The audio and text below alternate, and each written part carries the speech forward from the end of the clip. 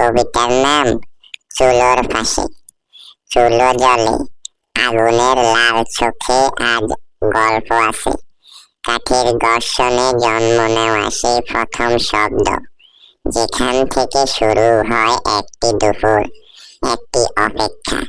হাড়ির ভেতর জল নয়, ফুটে ওঠে সময়, মায়ের হাতের ছোঁয়া, ফিরে আসা বিকেল আর ক্ষুধার নীরব ডাক।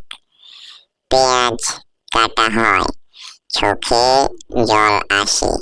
এই জল কি শুধু জাজের, নাকি পুরনো স্মৃতির, যেখানে রান্নাঘর ছিল সবচেয়ে নিরাপদ ঘর?